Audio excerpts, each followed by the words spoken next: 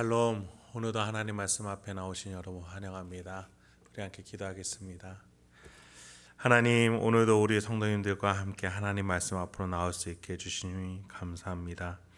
오늘 이 말씀을 통해서 정말 우리가 생각해야 될 것, 또 기도해야 될 것, 또 마음을 어떻게 지켜야 되는지 하나하나 지혜를 허락하여 주시고 그 속에서 소망과 기쁨, 화평과 희락을 누릴 수 있는, 하나님의 나라를 누릴 수 있는 우리가 될 수 있도록 인도하여 주시옵소서.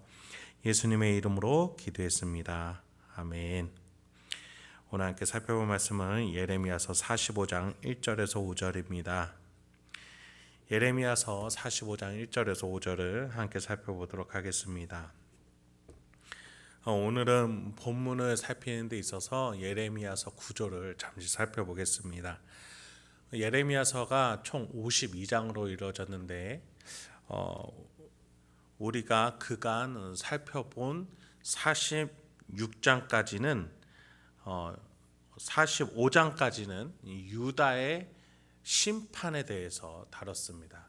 유다가 어떤 죄를 지었고 그 죄에 대해서 하나님의 메시지가 무엇이었으며 그 결과 회개하지 않는 유다가 어떤 심판을 당했는지를 우리가 1장부터 45장까지 포함해서 다루게 됩니다. 그러니까 1장부터 45장까지가 유다에 관해서였다면 46장부터는 유다를 제외한 다른 나라들에 대해서 다루게 됩니다. 그래서 다음 주부터는 다른 나라를 향한 하나님의 메시지가 무엇인지 살펴보게 될 텐데, 그런 점에서 오늘 살펴볼 45장은 이 단락, 유다를 향한 메시지 단락의 마무리다라고 보시면 되겠습니다. 사실 예레미야서를 보면은 위로의 메시지보다는 심판과 재난의 메시지가 많죠. 그래서 우리가 예언서 읽기를 꺼려하기도 하는데, 그 심판의 메시지 안에 하나님의 은혜가 어떻게 숨어 있는지 우리는 그간 이 예레미야서 강의를 통해서 잘 살펴봤습니다.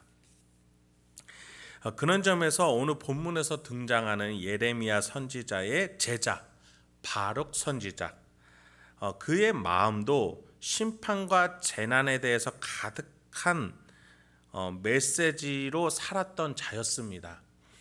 예레미야에게 주어졌다 하나님의 메시지를 하나하나 기록했던 바룩 선지자였으니까 얼마나 마음이 아프고 힘들고 착잡했을까요? 그러나 그 안에 하나님께서는 그 심판 메시지 안에서 하나님이 어떠한 계획과 섭리, 사랑과 긍휼과 인자를 갖고 계신지를 그가 알기를 원하셨습니다.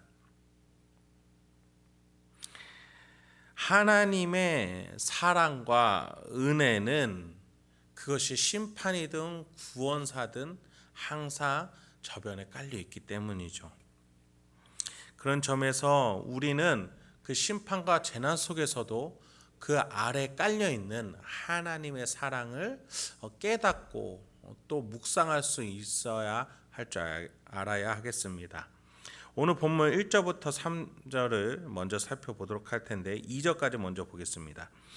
유다의 요시야 왕의 아들 여호야김 넷째 해에 네리야의 아들 바룩이 예레미야가 불러주는 대로 이 모든 말을 책에 기록하니라. 그때의 선지자 예레미야가 그에게 말하여 이르되, 바룩아, 이스라엘의 하나님 여호와께서 내게 이같이 말씀하셨느니라.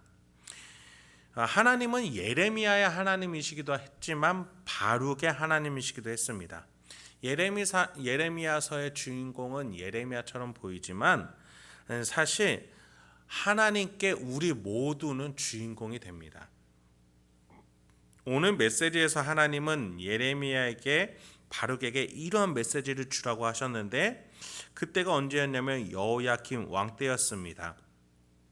항상 그랬지만 여호야김 때에도 여전히 유다는 하나님의 메시지를 듣지 않았고 백성들은 무시했습니다. 하나님께서는 예레미야를 통해 전한 메시지를 바룩 선지자가 적도록 하셨죠. 이 절망의 시대, 멸망의 세계를 살아간다는 것, 다시 말해서 무엇 해도 망해가는 시대를 살아간다는 것은 허무와 절망, 무기력의 시대를 살아가는 것이라고 해도 과언이 아닐 것입니다. 바룩은 이렇게 매번 주어지는 하나님의 심판 메시지를 기록하면서 심령이 무기력하고 절망적이었을 겁니다. 매번 들려오는 심판의 메시지에 그는 망해가는데 내가 무엇을 위해서 살아가야 되는가, 어떤 방향으로 살아가야 되는가라는 혼돈과 또 질문을 항상 가졌을 겁니다. 그래서 그는 삼저가 같은 심정이었음을 하나님께 말한 적도 또 기도한 적도 있다라고 하나님은 기억하게끔 하십니다. 3절입니다. 네가 일찍이 말하기를 화로다 여호와께서 나의 고통에 슬픔을 더하셨으니 나는 나의 탄식으로 피곤하여 평안을 찾지 못하도다. 바룩은 자신의 나라와 민족이 망해가는 것을 믿어야 하는 이 현실이 참으로 아이러니하고 고통스러웠을 겁니다. 믿음이 없었다면 믿지 않고서 평안하게 있었으면 되지만 바룩은 하나님을 믿었고 또 그 메시지와 예언이 성취될 것이라고 확고하게 신뢰했던 자였습니다. 그러니 심판 메시지는 믿음으로 말미암아서 탄식과 슬픔, 고통으로 다가오는 것이죠. 평안한 마음을 가지길 소망했지만 그럴 수가 없었던 겁니다. 하나님은 그것을 밝히 드러내시며 바룩이 자기 스스로의 마음을 직시할 수 있도록 해주신 것이죠. 이것이 바룩의 인생의 사명이라는 것이죠. 우리가 신앙생활하는 데 있어서 중요한 것은 마음입니다. 잠언 4장 23절에 보면 모든 지킬 만한 것 중에 더욱 내 마음을 지키라. 생명의 근원이 이에서 남이니라고 했습니다. 하나님은 우리를 만드셨을 때에 우리 마음의 동기부여, 삶의 원동력이 저절로 나오게끔 생명력의 우물을 만들어 두셨습니다. 그래서 우리는 사실 가만히 냅둬도 삶의 원동력과 동기부여가 나는 존재들이었습니다. 그런데 그 우물에 뚜껑이 덮여 생명이 밖으로 나올 수도 없고 생각과 지성과 말과 행동으로 나오지 못하게 됩니다. 그 뚜껑이 바로 죄라는 겁니다. 이 죄라는 것이 우물물을 더럽히고 또 그 우물의 뚜껑을 덮게 합니다. 그래서 하나님이 주신 생명의 근원으로 살지 못하는 죄인이 되고 맙니다. 그러나 인간은 생명력이 있어야 하기 때문에 자기 죄로 덮인 이 우물 말고 다른 우물을 파기 시작합니다. 하나님이 주신 것이 아닌 마음에 다른 동기부여, 다른 생명력을 찾는 거죠. 명예를 향하여 거짓말도 서슴지 않게 되고 성공을 위하여 밤낮 가리지 않고 일하기도 하며 마음의 평안을 찾기 위해 다른 무언가를 중독될 정도로 의지하게 되기도 합니다. 이러한 생명력으로 또 다른 생명력을 얻기 위해서 찾아 나가는 것이 인간의 존재라는 거죠. 그래서 신앙생활에서 마음 지키기가 정말 중요하다는 겁니다. 하나님은 바르게 했던 말, 하나님이 나에게 고통과 슬픔을 더하셨다는 이 말을 바로가 잘 생각해보라, 기억해내라, 네 마음이 어떤지 직시하라 라고 말씀하시는 거죠. 그러면 그 마음에 대해서 어떤 조치를 하나님은 해주실까요? 5절에 하나님이 이렇게 말하십니다. 네가 너를 위하여 큰 일을 찾느냐? 그것을 찾지 말라. 보라, 내가 모든 육체에 재난을 내리리라. 하나님은 여전히 변함이 없으셨습니다. 오히려 더 확고하게 하나님은 모든 육체에 재난을 내리리라. 이 메시지를 힘들어하는 바룩에게 굳이 다시 한번 말씀하십니다. 그런데 그 앞에 의미심장한 지적이 하나 있었습니다. 네가 너를 위하여 큰 일을 찾느냐? 너에게 맡겨진 십자가, 이 절망과 아픔과 멸망의 재난의 심판의 시대를 살아가는 것이 그 심판의 메시지를 믿으며 살아가는 것이 너의 십자가이다. 그것이 너의 십자가고 너의 사명인데 그것을 버리고 다른 것을 찾으려 한다면, 그러한 큰 일을 찾으려 한다면, 너의 분수에 지나는 일을 찾으려 한다면 그것을 찾지 말라는 거죠. 바라보지도 말라, 라고 말씀하시는 겁니다. 여러분, 사람이 기대가 크면 실망도 큰 법입니다.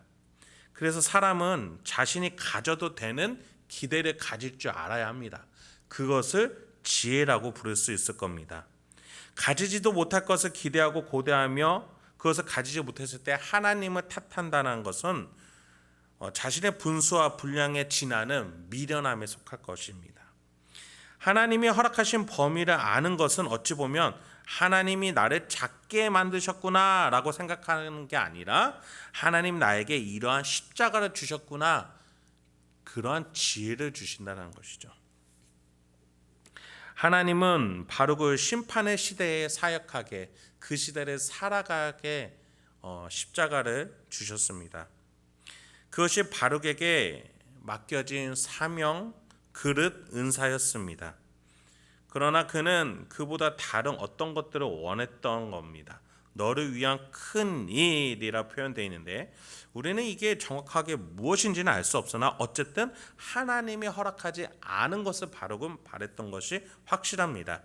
그래서 하나님은 단호하게 그것을 찾지 말라라고 하십니다. 그리고 대신에 보라, 무엇을 보라고 하셨죠? 내가 모든 육체에 재난을 내리리라. 재난의 시대가 너의 사명이다, 너의 십자가다, 그것을 보라는 것이었습니다.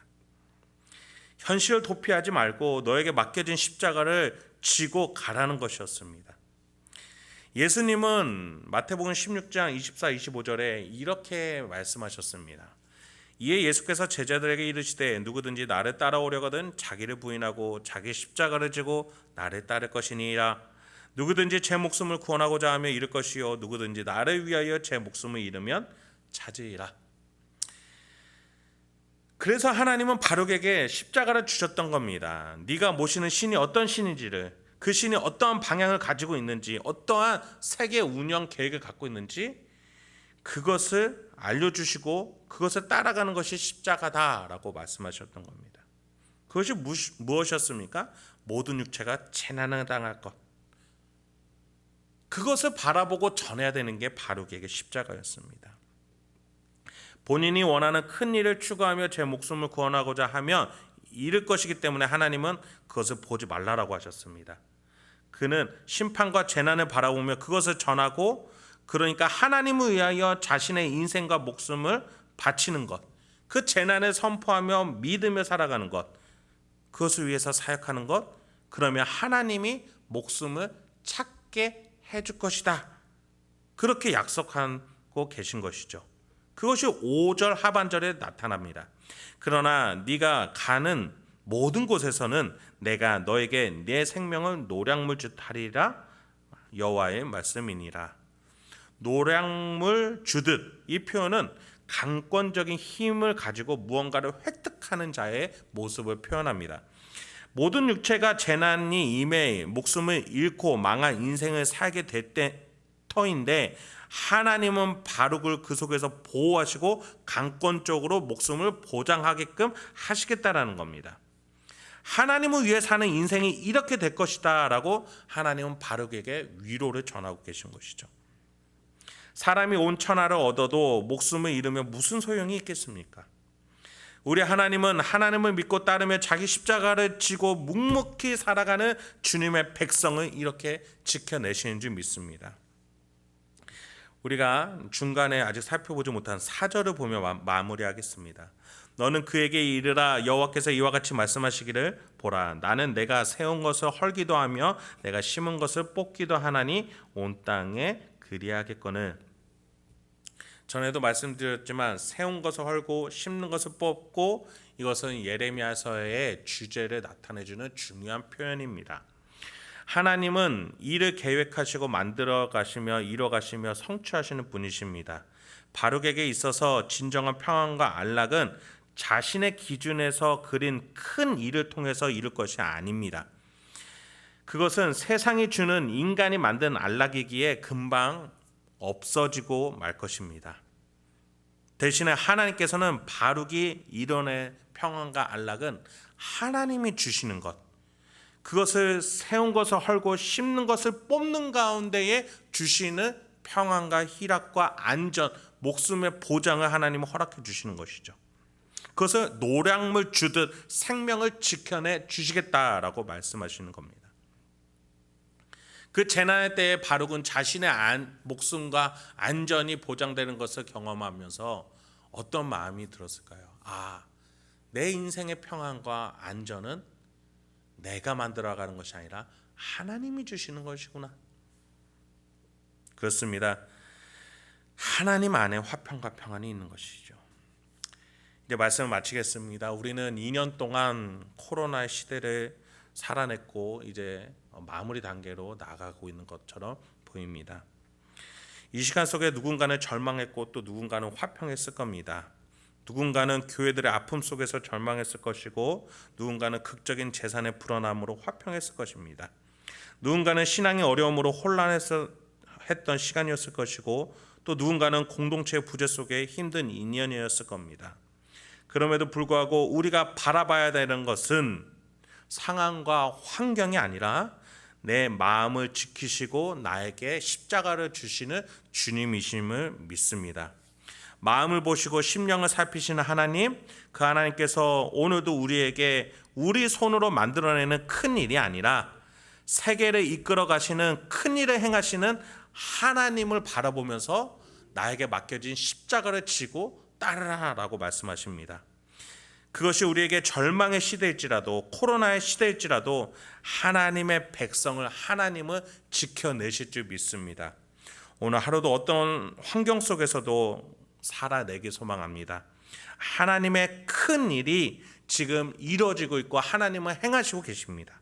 우리가 우리의 십자가를 지고 그 하나님을 바라보며 한 발걸음 한 발걸음 갈 때 하나님은 우리의 생명과 안전과 화평과 희락을 지켜내시고 또 주시는 분이실 줄 믿습니다. 그렇게 승리하시는 저와 여러분, 우리 하나님 모두의 자녀가 되기 소망합니다. 기도하겠습니다. 하나님, 오늘도 우리에게 귀한 하나님의 말씀 주시니 감사합니다. 우리가 눈앞에 있는 또 우리가 겪고 있는 상황과 환경에 매몰되지 않게 하여 주시옵소서. 우리의 심령이 바라봐야 되는 하나님의 놀라운 일들, 또 우리의 십자가들 바라보고 지혜롭게 살아갈 수 있도록 인도하여 주시옵소서. 우리가 바라보지 말아야 될 큰 일들을 바라보며 절망하고 낭망하는 일이 없도록 주여 우리에게 지혜를 허락하여 주시옵소서. 오늘도 우리에게 맡겨주신 많은 십자가들이 있습니다. 나의 삶, 나의 공동체, 나의 가정, 나의 직장, 이 모든 것들 안에서 우리의 십자가를 찾고 하나님의 부르심 안에서 내가 하나님의 계획대로 살아가며 그 일상을 충실하게 살아내 하나님의 빛과 소금의 역할을 감당하며 평안과 화평을 허락하시고 약속하신 하나님 안에서 살아갈 수 있도록 인도하여 주시옵소서. 예수님의 이름으로 기도했습니다. 아멘.